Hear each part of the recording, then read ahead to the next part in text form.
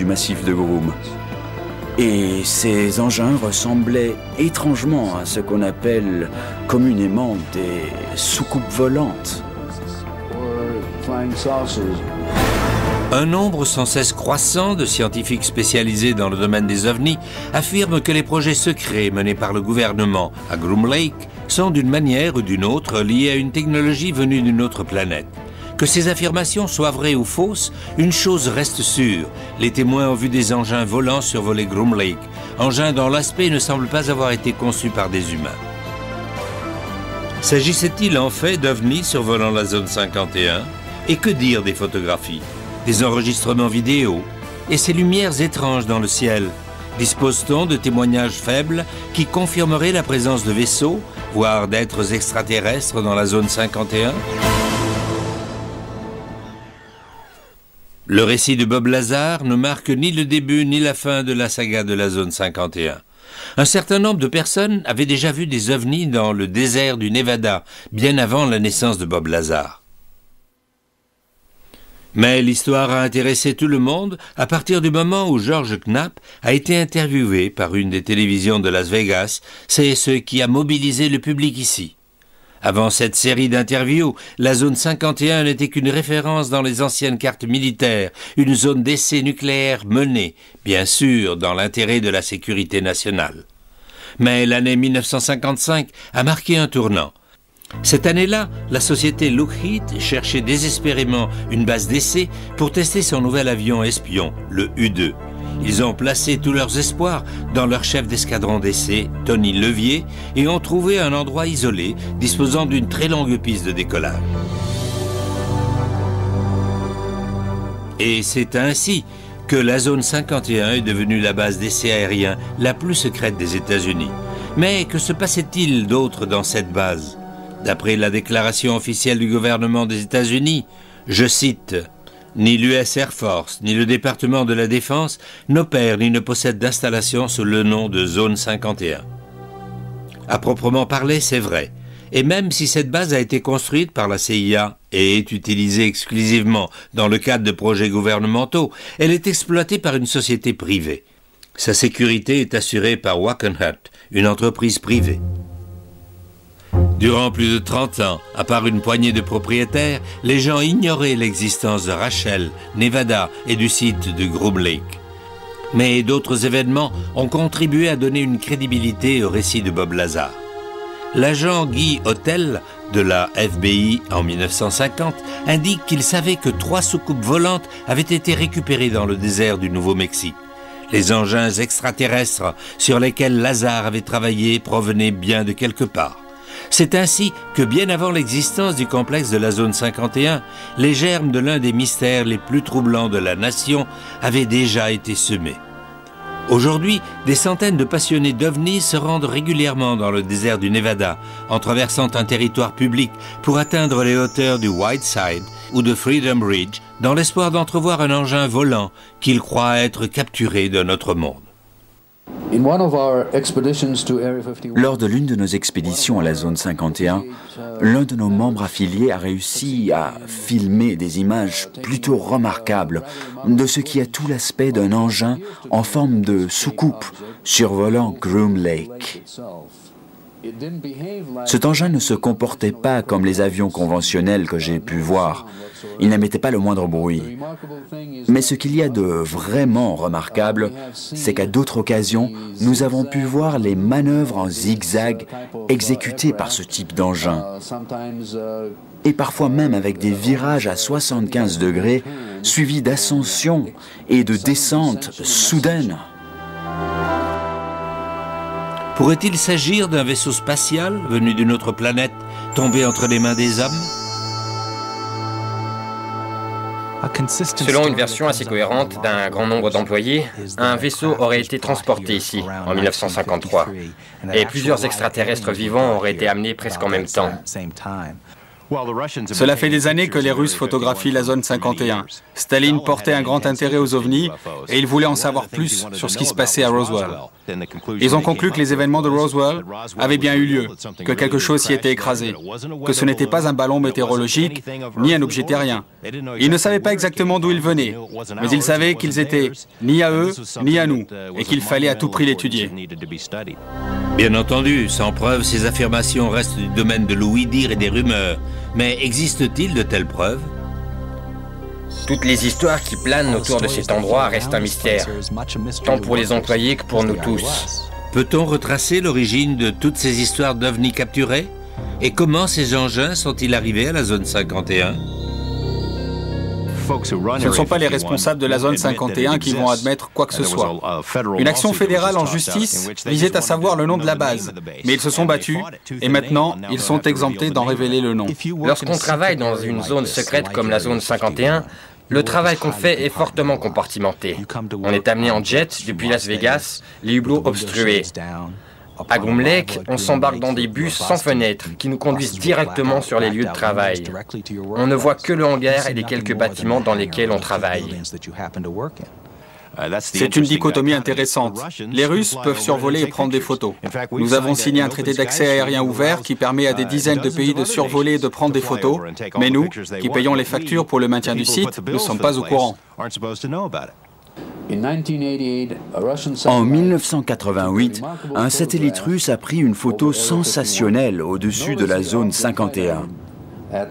Si vous regardez l'objet mis en évidence en bout de piste, il est positionné comme s'il était sur le point de prendre son envol. Récemment, de nouvelles photos de la zone 51 ont été diffusées sur Internet, ce qui révèle peut-être du fait que, malgré les démentis du gouvernement, le public exige une explication au mystère planant sur la zone. Cette année, il y a eu de nouvelles photos de la zone 51. Les premières provenaient d'un satellite espion russe capable de détecter des objets de moins de 2 mètres. Les autres, d'un satellite commercial américain capable d'apercevoir des objets de moins d'1 mètre. Ces informations nous apportent des précisions sur les activités menées dans la zone 51, une base dont le gouvernement des États-Unis persiste à démentir l'existence. La précision et la qualité de ces photos satellites sont remarquables, mais elles ne font que soulever davantage de questions sur les activités. Une chose qu'on remarque, c'est l'absence de personnel sur le terrain. S'il s'y passe réellement quelque chose, il reste à savoir où exactement. Jusqu'ici, Bob Lazar restait le seul témoin à avoir donné des précisions sur le travail mené sur des technologies extraterrestres dans la zone 51. Toutefois, dans une interview exclusive pour Secrets et Mystères du Monde, cet homme, David Adair, un expert de renom mondial dans le domaine des technologies de l'espace, a accepté de faire des déclarations publiques sur sa propre expérience dans la zone 51. J'ai construit une première fusée à 17 ans, après de nombreuses tentatives pour y parvenir. Elle faisait environ 3 mètres de haut et elle pesait environ 1 tonne. La conception du réacteur était en quelque sorte unique. Il s'agissait d'un réacteur EMFC, soit un réacteur basé sur le principe du confinement de la fusion électromagnétique. On a eu le soutien de tout le monde. Avec l'aide du Congrès et celle de l'armée, une fois l'engin prêt, on l'a transporté à la base aérienne de Wright-Patterson et puis jusqu'à White Sands, au Nouveau-Mexique. Le 20 juin 1971, on a procédé au lancement. La fusée était extrêmement rapide. Elle a décollé de l'endroit prévu et Arthur Rudolph m'a transmis les coordonnées par radio pour la faire atterrir à Groom Lake, au Nevada. La fusée a atterri grâce au parachute qui était attaché et nous avons pris l'avion de White Sands à Groom Lake. À notre arrivée, on a pu constater 2 pistes d'envol de plus de 3000 mètres chacune, ce qui est une base aérienne importante. Une fois au sol, quand nous sommes arrivés au hangar central, nous nous sommes arrêtés et tout à coup, le sol tout entier s'est affaissé sous nos pieds. En fait, nous étions sur un ascenseur géant. On est descendu à environ 60 mètres sous terre et lorsque nous sommes enfin sortis, on a vu qu'on se trouvait dans une installation gigantesque, surmontée d'une sorte de toit en cascade comme un arc-en-ciel. Et puis les murs ont glissé et on a alors aperçu d'énormes espaces de travail et des bureaux. On est passé à côté d'une rangée d'ateliers et dans un couloir d'accès de marchandises, là, on s'est arrêté devant un hangar sur notre gauche. Et ils sont descendus. Puis cet homme a ouvert des portes coulissantes. Nous sommes entrés dans cette pièce avec des lumières partout et c'était frappant car il n'y avait aucune ombre. Un peu comme dans un atelier de peinture. Et il y avait quelque chose sur une énorme table qui était recouvert. Ils ont appuyé sur un bouton et des câbles ont soulevé l'énorme couverture. Quelle surprise, c'était un réacteur EMFC, mais celui-ci avait la taille d'un autobus. Mon réacteur et celui-ci fonctionnaient selon les mêmes principes, mais le mien, c'était l'équivalent d'une 2 chevaux, alors que celui-ci, c'était une Ferrari. C'était incroyablement sophistiqué. Il était clair que ce réacteur n'aurait pas pu être fabriqué à notre niveau d'avancement technologique. Cet engin était énorme, et pourtant, il n'y avait pas le moindre câble, pas de vis, pas de rivet, aucun boulon, aucune soudure, aucun raccord, rien. Comme si l'engin entier était fait d'une seule pièce. Quand on touchait le réacteur, c'était encore plus étonnant. Où que vous le touchiez, votre peau créait des radiations en forme de tourbillons, fort jolies, qui partaient de l'endroit du contact et traversaient la coque de métal. L'onde se propageait sur 2 mètres de rayon dans toutes les directions. C'était vraiment intéressant, c'était sensible au toucher. C'était trop pour moi. Ce réacteur ne pouvait pas leur appartenir. C'était impossible, en raison de sa conception. Nous n'avions pas la technologie requise, ni à cette époque, ni même aujourd'hui. Alors je me suis énervé, et eux aussi. Ils m'ont ordonné de redescendre. Je commence à descendre, mais cette fois, lorsque je touche la paroi du réacteur, les tourbillons bleus et blancs deviennent rouges flamboyants. Ils sont orange et rouge traversant la coque. J'étais si surpris de voir que je m'arrête. Et à mesure que je retrouve mon calme, les couleurs retournent au bleu et au blanc. Et c'est là que j'ai réalisé que ce réacteur était vivant. Il ne réagit pas aux radiations thermiques, mais plutôt aux ondes. Il s'agit en fait d'un réacteur symbiotique. Autrement dit, il est capable de communiquer avec les occupants de l'aéronef. Ils avaient des engins volants ressemblant à des soucoupes qui se sont écrasés au sol. Ils ne comprenaient pas ce qui les faisait fonctionner. Ils se servent en fait d'êtres humains par la voie de la télépathie. Un peu comme dans le cas du projet de Remote Viewing.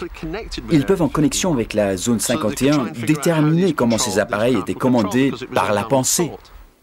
Si vous doutez, je vais vous parler de développement récent. À l'université de Princeton, au laboratoire de recherche Pear Labs, le professeur Robert Jahn travaille en ce moment même sur le nouvel avion de combat X-29 et plus particulièrement sur un module de transmission par lequel le pilote, dans son casque, est connecté au cerveau-commande de l'avion au moyen d'électrodes reliées à son crâne et ce sont ces pensées qui font réagir l'avion. Une véritable relation symbiotique entre le pilote et l'avion. C'est quand je suis redescendu du réacteur et que je l'ai regardé que je me suis vraiment rendu compte qu'il était d'origine extraterrestre. Cette conception n'avait rien à voir avec notre technologie. J'ai compris que cet engin était en fait la preuve que tout le monde cherche et ça m'enrageait qu'ils cachent cette information du public car ils n'ont aucun droit de faire ça. Cet épisode s'est terminé lorsque David fut écroué jusqu'à l'arrivée du général Curtis LeMay, à l'époque commandant de la division stratégique de l'armée de l'air, qui l'a escorté jusque chez lui. Oui, LeMay est revenu me chercher. Il m'a fait comprendre qu'il n'en avait pas terminé avec moi. Il m'a assuré qu'il me couvrirait, mais qu'il reviendrait dans ma vie tôt ou tard. Et le général avait raison. À peine s'était-il diplômé, David Adair reçut sa convocation au service militaire pour 8 années au service de la marine de guerre des États-Unis. Mais le jeune spécialiste en fusée reste parmi les seuls à avoir vu et touché ce qu'il considère encore comme étant un réacteur symbiotique, voire même biologique, d'origine extraterrestre. Et si les mystérieux engins volants vus dans le ciel de la zone 51 n'avaient pas été récupérés à la suite d'accidents d'OVNI, notre gouvernement aurait-il pu collaborer en secret avec une autre civilisation? Existe-t-il des relations d'amitié entre nous et des êtres venus d'un autre